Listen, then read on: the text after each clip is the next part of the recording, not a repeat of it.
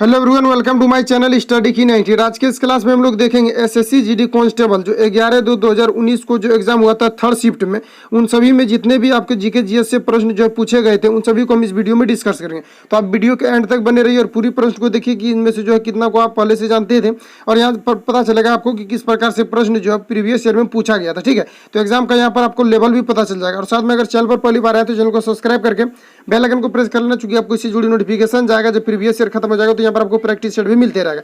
और साथ में आपको शेयर करना है और लाइक करना है अगर वीडियो पसंद आता है तो चलिए शुरू करते हैं। पहला प्रश्न ये रहा आप सभी के सामने, यहाँ पर आपको पूछा जाए चार मीनार कहाँ स्थित है। तो बताइए कि चार मीनार जो ये कहाँ पर स्थित है। तो चार मीनार की अगर हम बात करें तो ये आपका हैदराबाद में स्थित है। ऑप्शन नंबर 20 यहाँ पर आपका सही हो जाएगा। अगर हम बात करें कि इसका निर्माण कब किया गया था, ये कब निर्मित हुआ था, तो ये 1591 में इसका निर्माण किया गया था। और ये जो है प्रसिद्ध स्मारक और साथ में ये मस्जिद है। ठीक है, तो ऑप्शन नंबर 20 के लिए आपका राइट हो जाएगा। नेक्स्ट पास आगे बढ़ते हैं।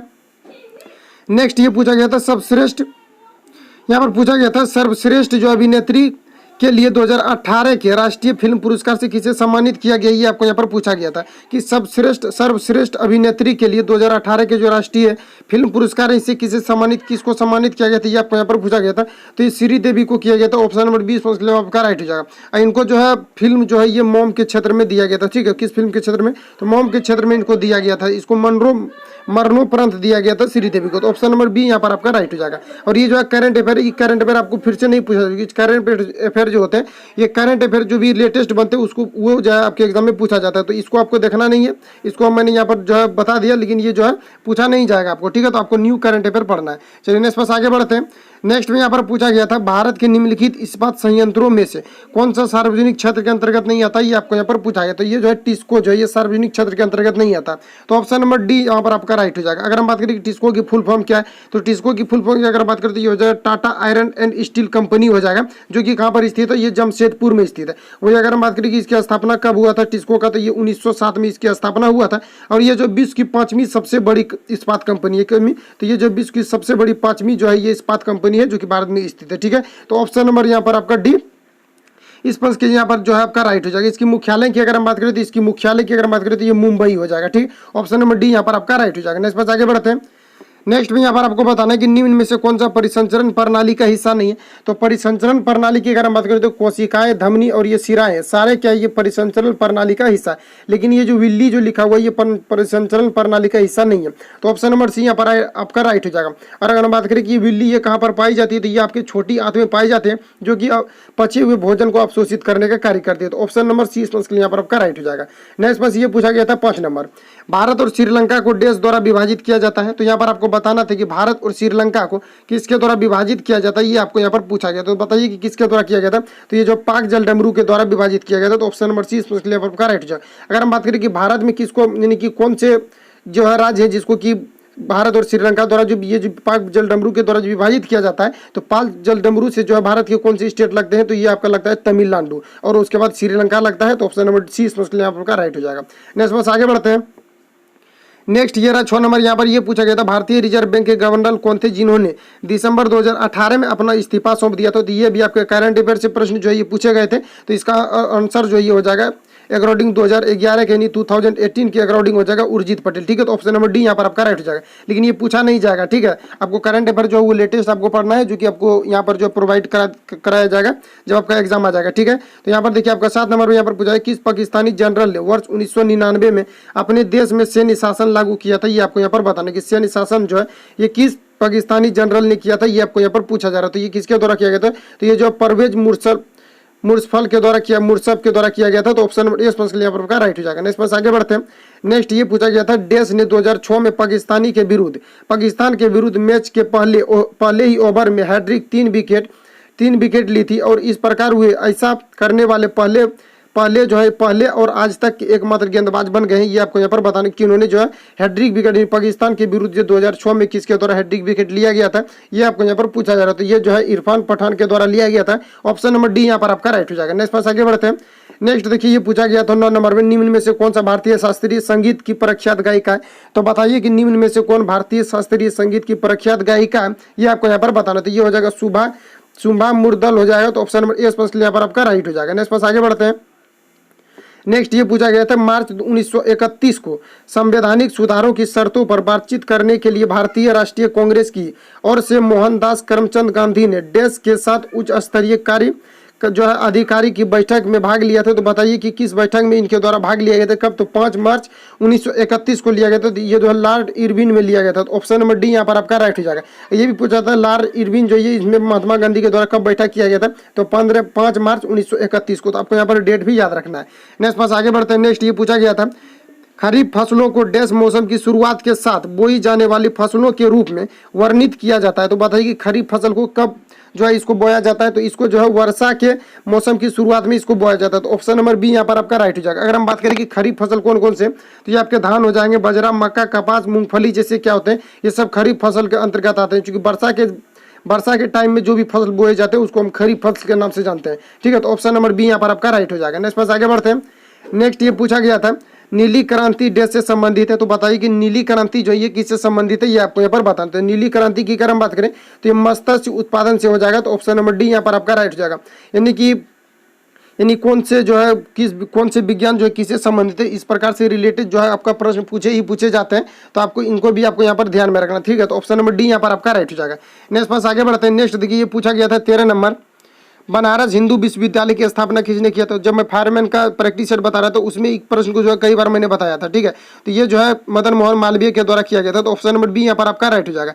वही अगर हम बात करें कि जो ये कब किया गया था, तो ये आपका किया गया था 1906 में किया गया था मदन मोहन मालवीय के द्वारा, और ये जो है सेंट्रल विश्वविद्यालय है। ठीक है, तो ऑप्शन नंबर बी यहाँ पर आपका राइट हो जाएगा। नेक्स्ट पास आगे बढ़ते हैं। नेक्स्ट में यहाँ पर पूछा गया था एजी एक मागी नरम सफेद और चमकदार धातु है जिसे आमतौर पर डैश के रूप में जाना जाता है। तो बताइए किस रूप में जानते हो। एजी का मतलब है चांदी। ठीक है, तो चांदी क्या है कि ये विद्युत का सबसे अच्छा सुचालक माना जाता है चांदी को, और साथ में ये मागी नरम और चमकदार धातुएं होती है। तो ऑप्शन नंबर ए इसलिए आपका राइट हो जाएगा। एजी जो है ये चांदी का यानी कि सिल्वर का ये क्या होता है कि सिंबल होता है। ठीक है, तो इसी से आपको यहाँ पर पता चल जाएगा।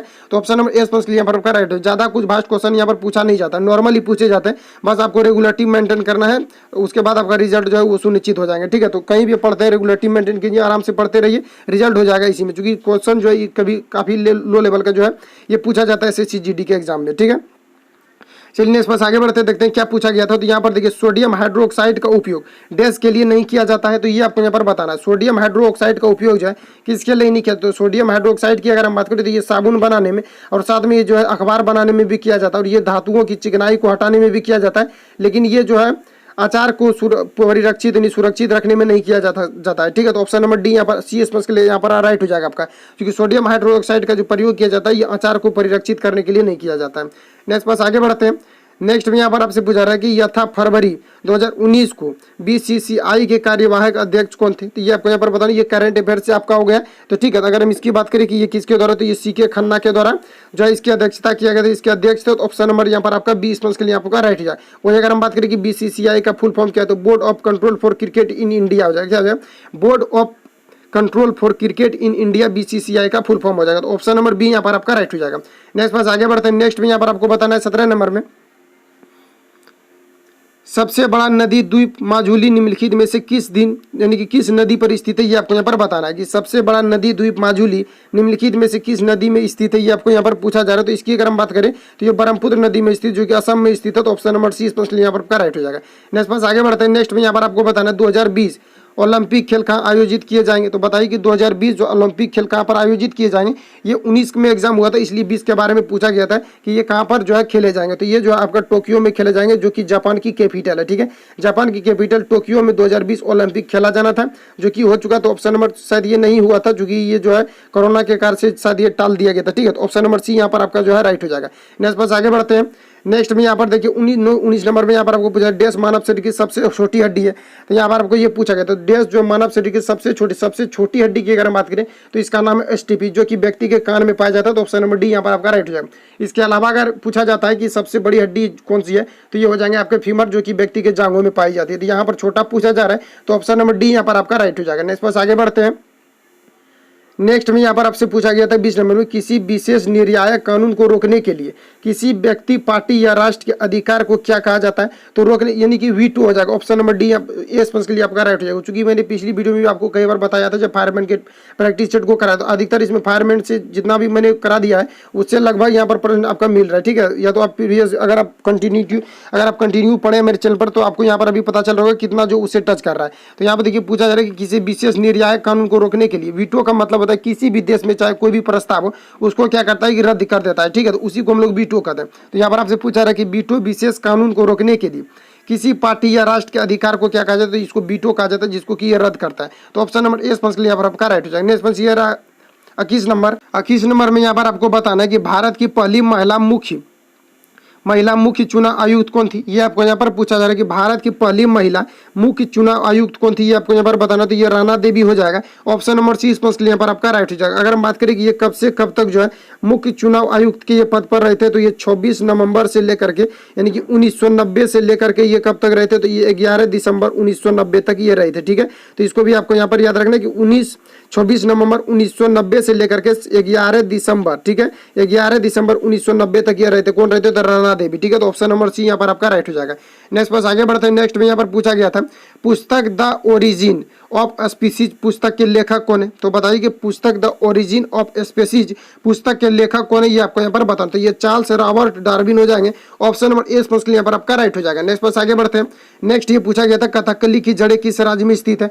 तो कथकली की अगर हम बात करें कि कथकली की जो है जड़ें, कथकली एक शास्त्रीय नृत्य है, ठीक है। अब जिसको पता नहीं रहेगा तो वो जड़ देख करके सोचेंगे कुछ कोई ये जो किसी प्रकार का पौधा होगा, लेकिन ये कथकली जो एक शास्त्रीय नृत्य है, ठीक है। अलग अलग स्टेज के अलग अलग शास्त्रीय नृत्य होते हैं। तो कथकली जो है ये आपके केरल के शास्त्रीय नृत्य है, ठीक है। तो ये केरल में ही इसका उत्पत्ति हुआ है। तो ऑप्शन नंबर सी यहाँ पर आपका राइट हो जाएगा। नेक्स्ट पास आगे बढ़ते हैं। नेक्स्ट में यहाँ पर देखिए पूछा जा रहा है कि अगस्त 1858 में ब्रिटिश संसद ने एक अधिनियम पारित किया जिसने कंपनी के शासन समाप्त कर दिया। इसे कौन सा अधिनियम एक्ट कहा गया है? ये आपको यहाँ पर बताना। तो इसको जो है भारत सरकार अधिनियम कहा गया है, भारत सरकार अधिनियम। तो ऑप्शन नंबर 20 यहाँ पर आपका राइट हो जाएगा। नेक्स्ट बस आगे बढ़ते हैं। नेक्स्ट देखिए यहाँ पर ये पूछा गया था भारतीय रेगिस्तान देश पश्चिमी क्षेत्र में स्थित है। तो बताइए कि भारतीय रेगिस्तान जो है ये किस क्षेत्र में स्थित है? पश्चिमी क्षेत्र में स्थित है, लेकिन ये किस पहाड़ी है, समुद्री, हिमालय, कहाँ पर ये स्थित है ये आपको यहाँ पर बताना है। तो इसकी अगर हम बात करें तो ये हो जाएगा आपका अरावली की पहाड़ियों में स्थित है। भारतीय जो रेगिस्तान है ये अरावली की पहाड़ियों में पश्चिम क्षेत्र में स्थित है। तो ऑप्शन नंबर सी यहाँ पर आपका राइट हो जाएगा, ठीक है। तो इतने प्रश्न आज लेकर के आए थे, यानी कि ये जो पूछा गया था आपका 2019 में जो पूछा गया था, ये थर्ड शिफ्ट में जो प्रश्न पूछा गया था 11 तारीख को, और ये जो है फरवरी में जो हुआ था एग्जाम, ये जो पूछा गया था सिर्फ 25 प्रश्न ही आपका सब सेक्शन से पूछा जाता है, ठीक है। जीके जीएस का 25 प्रश्न पूछा जाएगा, उसके बाद आपका रीजनिंग का 25 पूछे जाएंगे, मैथ का 25 और हिंदी और इंग्लिश जो पूछा जाता है, या तो आपको हिंदी में आपको वहाँ पर जो उत्तर करना, चूंकि 25 प्रश्न जो आपका इंग्लिश का पूछा जाएगा और 25 का हिंदी पूछा जाएगा। तो या तो आप इंग्लिश 25 बनाइए या तो फिर हिंदी जो है आपको 25 वहाँ पर बनाना होता है, ठीक है। तो यही आपका सिलेबस रहता है, ठीक है। तो 25 प्रश्न जो इसमें जीके जीएस का हम डिस्कस कर दिए जितना कि पूछा गया था, ठीक है। मिलता है नेक्स्ट वीडियो के साथ। अगर फ्रेंड्स चैनल पर पहली बार आए तो चैनल को सब्सक्राइब कर लेना और साथ में आपको लाइक कमेंट शेयर करते रहना है। तो मिलता है नेक्स्ट वीडियो के साथ। Thank you for watching, best of luck, जय हिंद।